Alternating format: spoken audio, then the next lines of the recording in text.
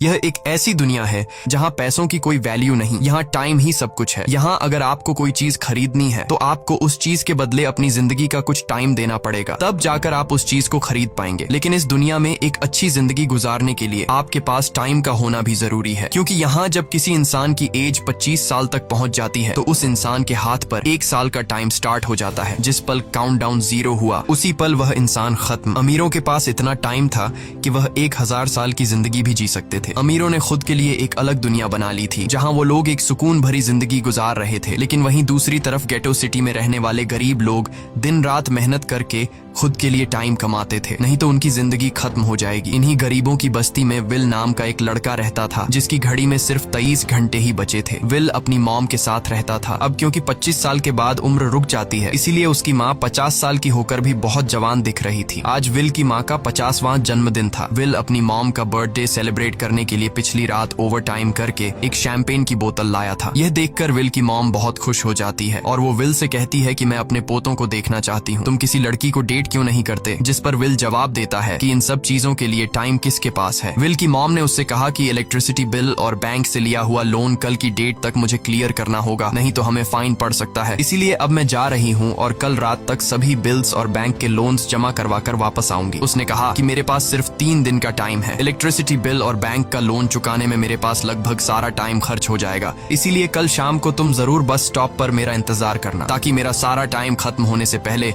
मैं तुमसे कुछ टाइम ले सकूं। इस पर विल ने कहा ठीक है, मैं टाइम पर पहुंच जाऊंगा। जाने से पहले विल की माँ विल के हाथ को छूकर उसकी बॉडी में 30 मिनट ट्रांसफर करती है ताकि विल अच्छा नाश्ता खरीद कर खा सके। इसके बाद दोनों अपने अपने काम पर निकल गए। रास्ते में विल के पास एक छोटी बच्ची आती है। वो विल को एक कैप्सूल देकर विल से उसका थोड़ा सा टाइम मांगती है। विल मुस्कुराते हुए उस छोटी बच्ची को कैप्सूल में अपनी जिंदगी का 5 मिनट का टाइम दे देता है और वह चली जाती है। यहाँ हमें पता चलता है कि यह लोग अपने टाइम को एक कैप्सूल में स्टोर भी कर सकते हैं, जिससे यह लोग कभी भी यूज और ट्रांसफर कर सकते हैं। इसके बाद विल काम के लिए फैक्ट्री पहुंच जाता है। काम शुरू करने से पहले वह कॉफी लेने जाता है, लेकिन वहां वह देखता है कि हर एक चीज का दाम डबल हो गया है। जहां पहले कॉफी 2 मिनट की मिलती थी, अब उसका प्राइस डबल होकर 4 मिनट हो चुका है। यहाँ पर कभी भी किसी चीज का भी दाम बढ़ा दिया जाता है बिना किसी अनाउंसमेंट के। ये बात विल को बहुत बुरी लगती है। मजबूरी में विल ने भी कॉफी के लिए अपनी जिंदगी के 4 मिनट पे किए और काम पर लग गया। दिन भर के काम के बाद रात के वक्त विल अपने दोस्त के साथ एक बार में जाता है। विल का दोस्त एक नंबर का शराबी था। वह हर वक्त शराब के नशे में टली रहता। विल का दोस्त विल को इशारे में बताता है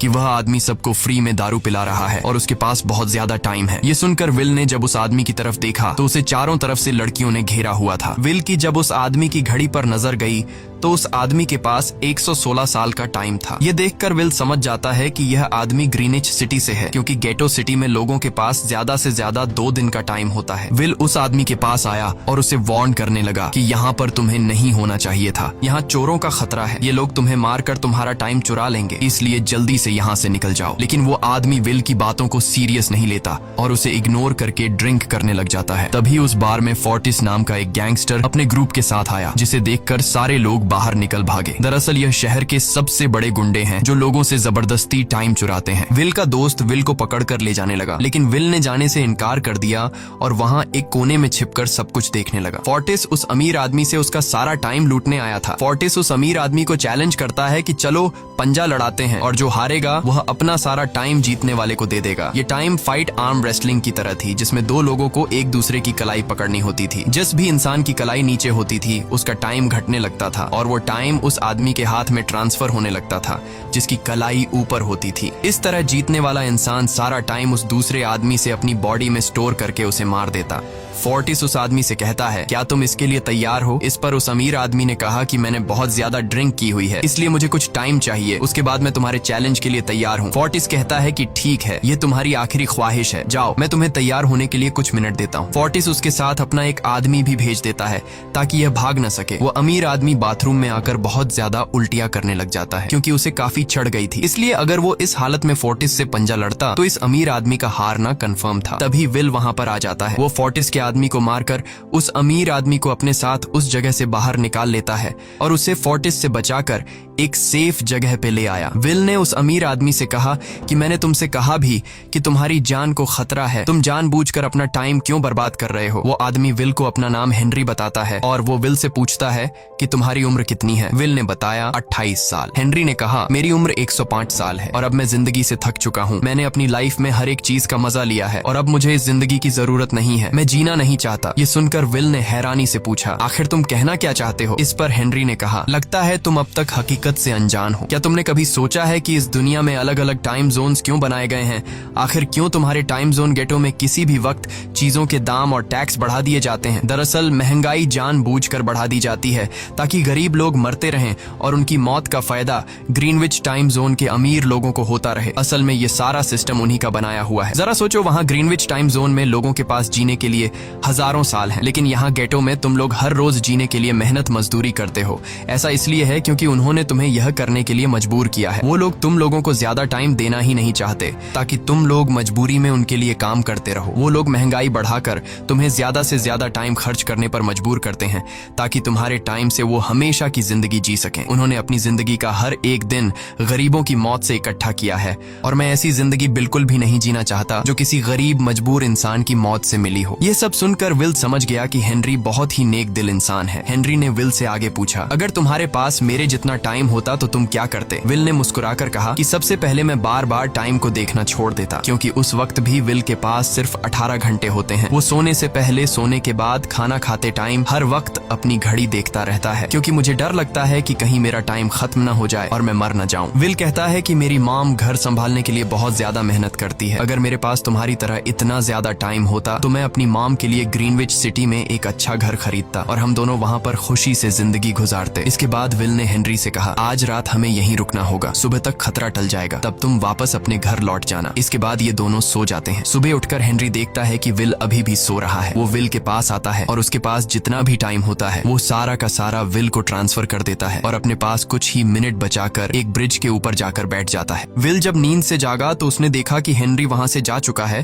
तभी हमेशा की तरह नींद से जागने के बाद विल ने अपनी घड़ी में नजर डाली। विल की घड़ी में 116 साल ऐड हो चुके थे। यह देखकर उसकी आंखें खुली की खुली रह गईं। उसे लगा कि वो अभी भी नींद में है और सपना देख रहा है। इसी दौरान विल की नजर विंडो पर पड़ी जिस पर लिखा था मेरा टाइम बर्बाद मत करना। वो समझ जाता है कि हेनरी ने मुझे अपना सारा समय दे दिया है। तभी विल ने हेनरी को दूर एक ब्रिज के किनारे पर बैठे देखा। विल जल्दी से हेनरी की तरफ भागा, लेकिन अब बहुत देर हो चुकी थी क्योंकि हेनरी के पास अब बस कुछ ही सेकंड्स बचे थे और थोड़ी देर बाद वो एक झटके से मरकर ब्रिज से नीचे पानी में गिर गया। विल को हेनरी की मौत का बहुत ज्यादा दुख होता है। अब विल के पास 116 साल की जिंदगी थी और वो समझ जाता है कि अगर मैं यहाँ पर रहा तो लोग समझेंगे कि हेनरी को इसी ने मारा है। विल जल्दी से अपने दोस्त के पास जाता है। विल का दोस्त विल के हाथ में इतना सारा टाइम देखकर शॉक रह जाता है, जिसके बाद विल ने अपने दोस्त को दोस्ती की खातिर 10 साल का टाइम दिया। ये देखकर विल का दोस्त उसका दिल से शुक्रिया अदा करता है। विल कहता है कि यहाँ रहना मेरे लिए अब ठीक नहीं, क्योंकि इतने ज्यादा टाइम को देखते हुए मेरा टाइम छीनने के लिए कोई भी मुझे मार सकता है। अब मैं अपनी माँ के लिए ग्रीनविच सिटी में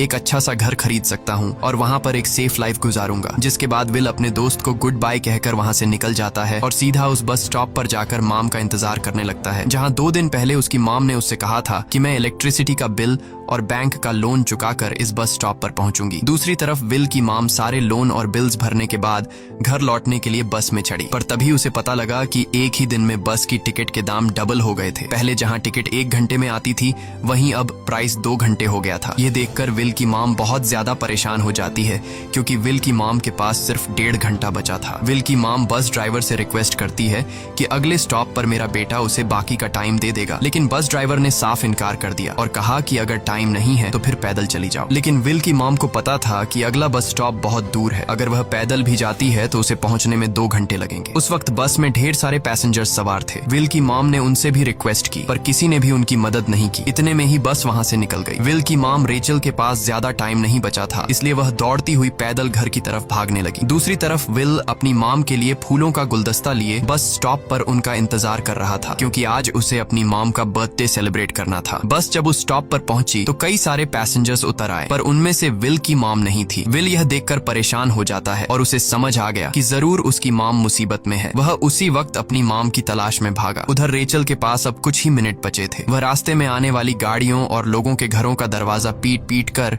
उनसे थोड़ा समय उधार मांग रही थी, लेकिन कोई भी उसकी मदद करने को तैयार नहीं था। इधर विल जब कुछ दूर गया तो उसे उसकी मॉम दौड़ती हुई नजर आ गई। अपनी मॉम को भागते हुए देख विल समझ गया कि उनके पास ज्यादा टाइम नहीं है। वह अपना हाथ आगे करके तेजी से उनकी तरफ दौड़ने लगा। उधर रेचल के पास अब सिर्फ 10 सेकंड्स ही रह गए थे। वह भी पूरी तेजी से विल की ओर भाग रही थी, लेकिन जैसे ही रेचल अपने बेटे विल के पास पहुंची, उसका टाइम खत्म हो जाता है और वह मर जाती है। यह देखकर विल को बहुत दुख होता है, क्योंकि उसने अपनी मॉम के लिए क्या कुछ नहीं सोचा था। वह चीख चीख कर रोने लगा। अगली सुबह तक हेनरी की डेड बॉडी टाइम कीपर्स को मिल चुकी थी। ये टाइम कीपर्स वहां पर इन्वेस्टिगेशन करते हैं। आज की दुनिया में टाइम कीपर्स होते थे जो पुलिस की तरह थे। इन टाइम कीपर्स का काम भी क्राइम को रोकना होता है। टाइम कीपर्स के ऑफिसर रेमंड ने उस जगह में अच्छी तरह से जांच की, लेकिन उसे कोई भी क्लू नहीं मिला। तभी रेमंड की नजर उस ब्रिज के पास लगे सीसीटीवी कैमरा की तरफ गई। वह सीसीटीवी फुटेज चेक करने सीसीटीवी रूम के लिए निकल पड़ा। दूसरी तरफ विल समझ चुका था कि उसकी मॉम की मौत के लिए ग्रीनिच में रहने वाले अमीर लोग ही जिम्मेदार हैं, जिन्होंने गेटो शहर के लोगों को एक एक सेकंड का मोहताज बना दिया है। अब विल उनसे बदला लेने ग्रीनिच की तरफ निकल पड़ा और यहाँ से होती है असल कहानी शुरू। ग्रीनविच सिटी में एंटर होने के लिए विल को 1 साल का टाइम खर्च करना पड़ा और ग्रीनिच सिटी जा पहुंचा। वहाँ जब विल ने अमीर लोगों का लाइफस्टाइल देखा तो उसकी आंखें खुली की खुली रह गईं। वहाँ लोगों के पास इतना टाइम था कि वो लोग मरने का नाम तक भूल गए थे। यहाँ पर अमीर लोग के बॉडीगार्ड के पास भी 100 साल से भी ज्यादा का टाइम था। ये देखकर विल गुस्से से लाल हो जाता है, क्योंकि विल जिस शहर से आया था वहाँ पर लोगों के पास सिर्फ 24 घंटे की जिंदगी थी। विल वहाँ एक महंगे होटल में रुकता है। खाना खाते दौरान एक बहुत ही खूबसूरत लड़की विल को देखती है, जैसे उसे विल पसंद आ गया हो। दूसरी तरफ टाइम कीपर रेमंड हेनरी की मौत के वक्त का सीसीटीवी फुटेज चेक कर रहा था। तभी उसे फुटेज में विल दिखाई देता है। हालांकि कैमरा ने हेनरी को ब्रिज से गिरते हुए रिकॉर्ड नहीं किया था, लेकिन उस फुटेज में विल ब्रिज के पास खड़ा नजर आ रहा था, जिससे रेमंड को विल पर शक होने लगा। इसलिए रेमंड ने अपनी टीम को विल के बारे में जानकारी इकट्ठा करने को कहा। रिसर्च के दौरान टाइम कीपर्स को यह बात पता चल जाती है कि विल नाम का एक आदमी बहुत सारा टाइम खर्च करके ग्रीनविच सिटी में एंटर हो गया है, जिससे रेमंड को यह बात कंफर्म हो जाती है कि विल ने ही हेनरी को मारा है। रेमंड उसी वक्त अपनी टीम के साथ ग्रीनविच शहर की ओर रवाना हो गया। दूसरी ओर ग्रीनविच शहर में विल एक कैसीनो में आया, जहाँ कुछ अमीर लोग पोकर खेल रहे थे। विल भी उनके साथ बैठ जाता है। एक नए आदमी को देखकर ये लोग उस पर हंसने लगते हैं, लेकिन विल गैम्बलिंग में माहिर था।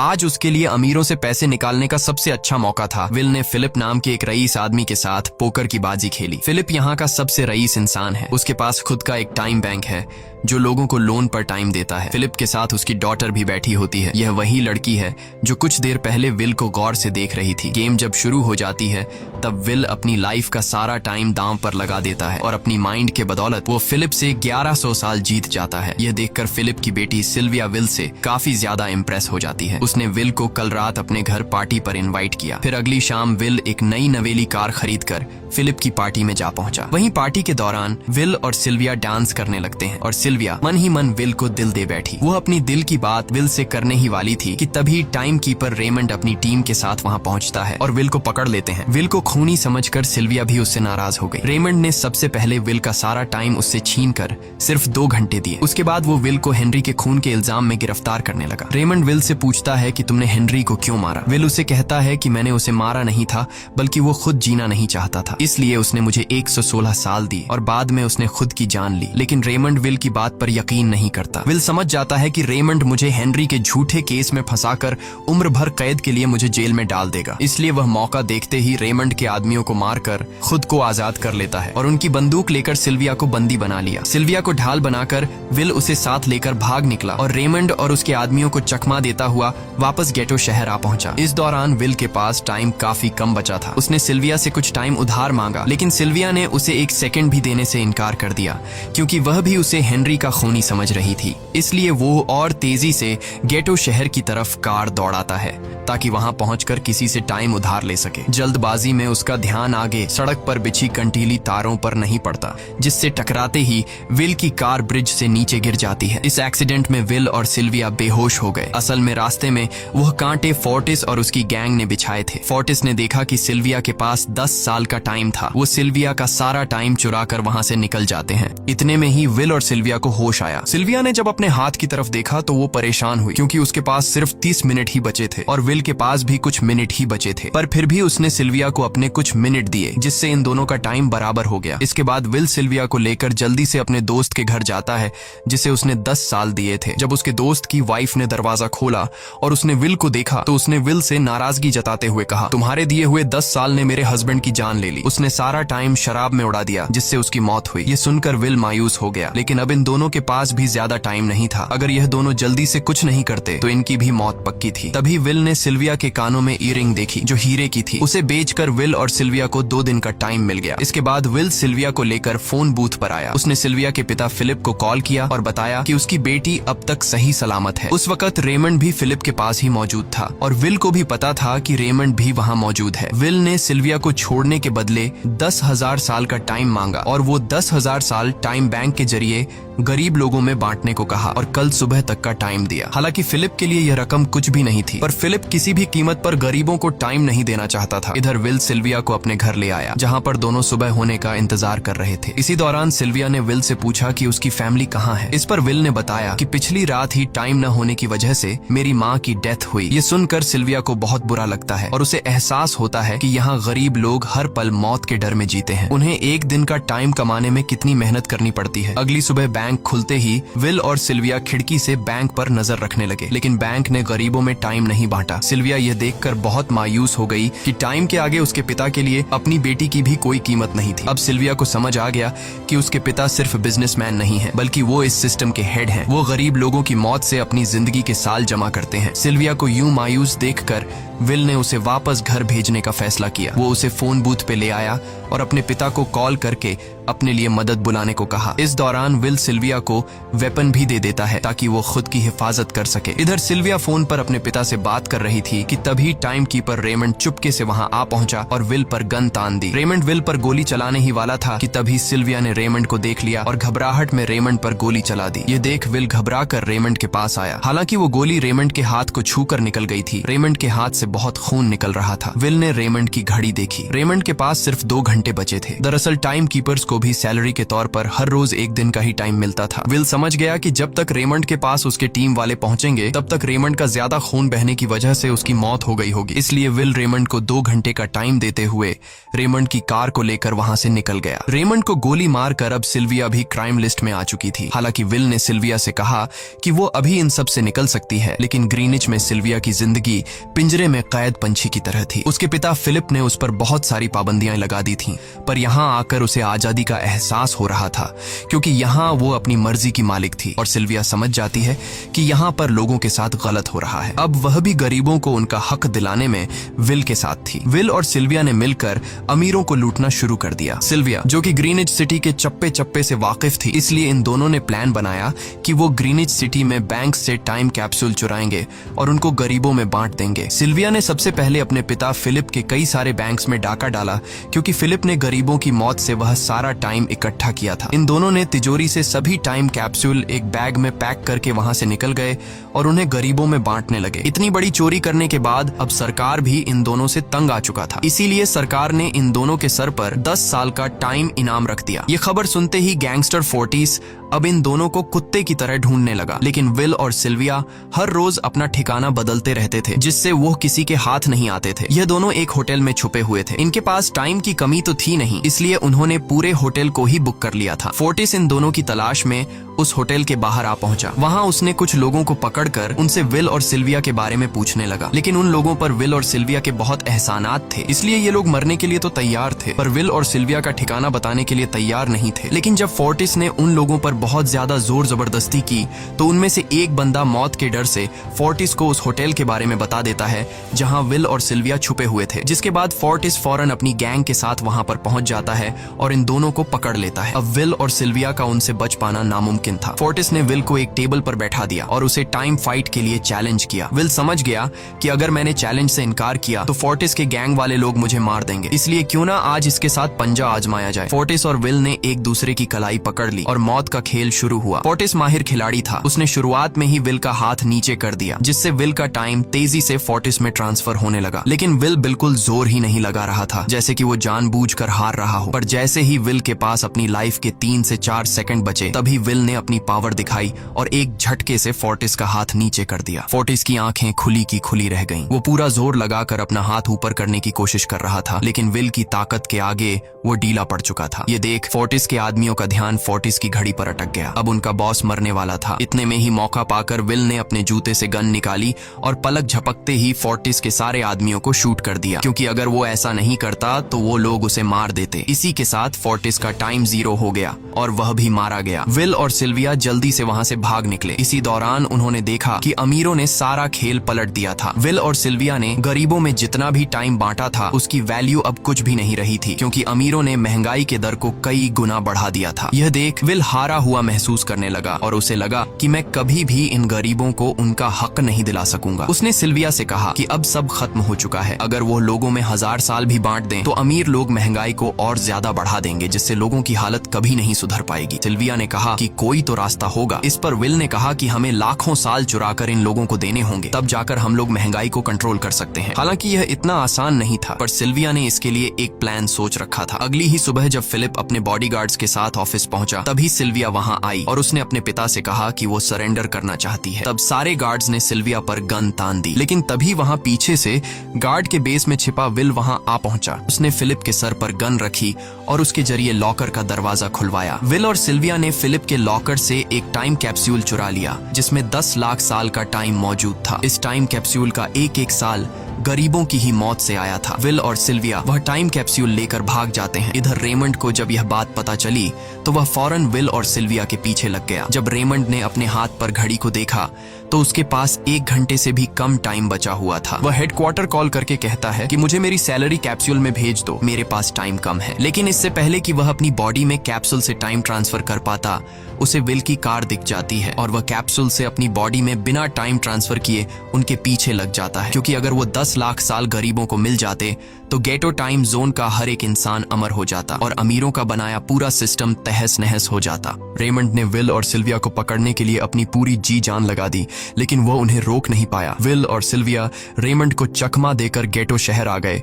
और वह टाइम कैप्सूल एक बच्ची के हाथों में सौंप दिया। उन्हें पता था कि रेमंड सीधा हमारे पीछे गीटो शहर पहुंचेगा, इसलिए उन्होंने इस जगह को छोड़कर एक सुनसान जगह पर चले गए। उधर उन्होंने गीटो शहर के लोगों में लाखों साल बांटकर उन्हें अमर कर दिया था, लेकिन खुद इन दोनों के पास बहुत ही कम टाइम बच जाता है। बदकिस्मती से उसी पल रेमंड ने उन्हें पकड़ लिया। रेमंड ने विल को धमकी देते हुए कहा, अगर तुम्हें अपनी जान प्यारी है तो चुराया हुआ सारा टाइम वापस कर दो। तब विल ने उसे अपनी घड़ी का समय दिखाया। विल और सिल्विया के पास कुछ ही मिनट बचे थे। विल ने रेमंड से कहा, कहीं तुम भूल तो नहीं गए? याद है जब तुम मरने वाले थे तो मैंने तुम्हें कुछ टाइम उधार दिया था। टाइम तो तुम्हें मुझे वापस करना चाहिए। यह सुनकर रेमंड को याद आया कि विल और सिल्विया को पकड़ने की जल्दी में उसने अपने टाइम पर ध्यान ही नहीं दिया। जब उसने अपनी घड़ी पर नजर डाली तो उसके पास सिर्फ 5 सेकंड ही बचे थे, जो देखते ही देखते 0 हो गए और रेमंड मारा गया। विल और सिल्विया रेमंड से तो बच गए थे, पर इन दोनों के पास भी अब सिर्फ एक मिनट ही बचा था। ऊपर से उस सुनसान इलाके में उनकी मदद करने वाला भी अब कोई नहीं था। उन्हें अपनी मौत साफ नजर आ रही थी। इन दोनों ने मायूस होकर एक दूसरे को गले लगाया और तभी विल को रेमंड की कार नजर आई। विल फौरन कार की तरफ भागा और वहां पहुंचकर उसने रेमंड की सैलरी का टाइम अपनी घड़ी में ट्रांसफर कर दिया। इसके बाद वह सिल्विया को भी टाइम देने उसकी ओर भागने लगा। सिल्विया भी तेजी से विल की ओर दौड़ रही थी। सिल्विया के पास कुछ ही सेकंड्स बचे हुए थे। यह बिल्कुल उसी तरह का पल था जिस तरह से विल ने अपनी मॉम को खोया था। विल ने अपनी मॉम को तो खो दिया था, पर सिल्विया को नहीं खोना चाहता था। विल सिल्विया के बिल्कुल करीब ही था, पर तभी सिल्विया विल की बाहों में गिर पड़ी। लकीली विल ने सही वक्त पर सिल्विया का हाथ थाम लिया था, जिससे उसकी जान बच गई। विल और सिल्विया की बदौलत अब डेटन शहर के सारे लोग अमर हो चुके थे। अब उन्हें एक घंटे कमाने के लिए फैक्ट्रीज में काम करने की जरूरत नहीं थी। वह सभी अपने सपनों को पूरा करने ग्रीनिच शहर की ओर निकल पड़े, जिससे अमीरों का बनाया सारा सिस्टम फेल हो गया। वहीं इसी के साथ यह कहानी खत्म हो जाती है। अगर आपको वीडियो अच्छी लगी हो तो हमारे चैनल को सब्सक्राइब और वीडियो को लाइक जरूर कीजिएगा।